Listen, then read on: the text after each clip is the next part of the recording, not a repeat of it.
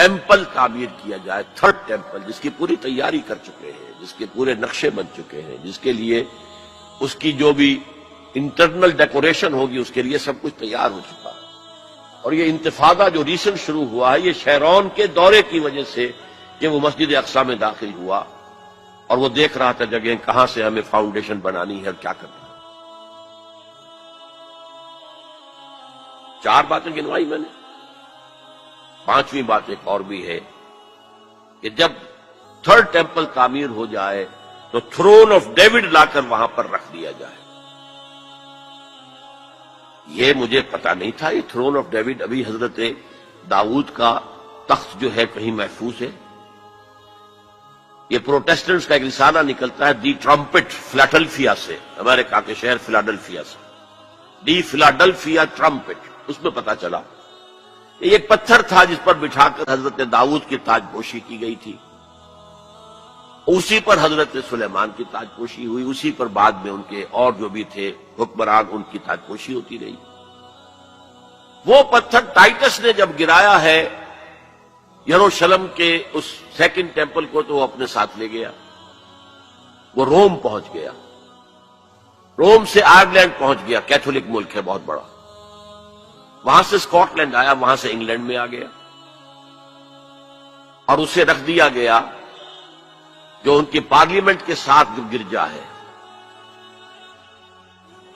اور 14ویں صدی عیسوی میں اس کو ایک کرسی میں بلڈ کر دیا گیا سیٹ کی حیثیت سے، اب وہ تھرون ہے۔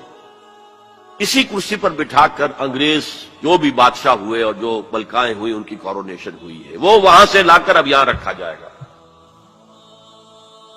البتہ اس کے بعد ان کے ایجنڈے مختلف ہو جاتے ہیں۔ یہودی سمجھتے ہیں ہمارا مسیح آئے گا، وہ اس تخت پر بیٹھ کر دنیا پر حکومت کرے گا۔ اس کے لیے بھی سمجھ لیجئے ان کے مسیحا سے مراد کیا ہے۔ ان کے ہاں چلی آ رہی تھی پیشین گوئیاں کہ ایک مسیحا آئے گا جو تمہارے دل اندر دور کرے گا، تمہیں عظمت تک پہنچائے گا۔ وہ حضرت مسیح آ گئے، انہوں نے مانا ہی نہیں، تو وہ پیشین گوئی جو ہے ابھی موجود ہے۔ دی پوزیشن از ویکنٹ، ابھی تک وہ مسیحا نہیں آیا، they are waiting for their مسیحا، اس لیے کہ مسیح کو تو مانا نہیں۔ اور عیسائیوں کا خیال ہے حضرت مسیح کا جو سیکنڈ نزول ہوگا، سیکنڈ کمنگ، تو وہ اس تخت پر بیٹھ کر حکومت کریں گے پوری دنیا۔ یہ ایجنڈا ہے۔ کوئی سبب معلوم ہو سکا ہے آج تک کہ عراق پر کیوں حملہ کیا گیا؟ اور کمال ہے کہ اس قوم نے پھر اسی شخص کو منتخب کر لی۔ 9/11 کس نے کیا اس کی کوئی کبھی تحقیق ہوئی ہی نہیں، روک دیا گیا۔ جب شروع میں تحقیق شروع ہوئی تھی تو پہلے تو بیان آیا تھا بش کا کہ یہ لیک کیوں ہو رہی ہیں چیزیں اس سے، اور پھر سسٹم روک دیا گیا۔ یہ سارا جو معاملہ ہے، history is going towards that direction. لیکن بہرحال اس میں جو مسجد اقصی کی شہادت کے بعد اور قبۃ الصخرہ کے گرانے کے بعد جو خون کھولے گا عرب نوجوانوں کا، اس کا آپ اندازہ نہیں کر سکتے۔ عرب کے اندر جوش تو اب بھی ہے، نوجوانوں میں بہت ہے۔ وہ ایک ایسی بات ہوگی کہ جس پر خون جوش کھائے گا، اور اس سے پہلے تو یہ حکمران جو ویسٹ کے گماشتے ہیں یہ انہیں قتل کریں گے، بھونیں گے، اور پھر یہ کہ کرسچنز اور جیوز، اور انہیں جیوز میں سے اینٹی کرائسٹ بھی کھڑا ہو جائے گا، دجال۔ یہ مقابلے ہونے ہیں، لیکن میں اب تفصیل میں نہیں جانا چاہتا۔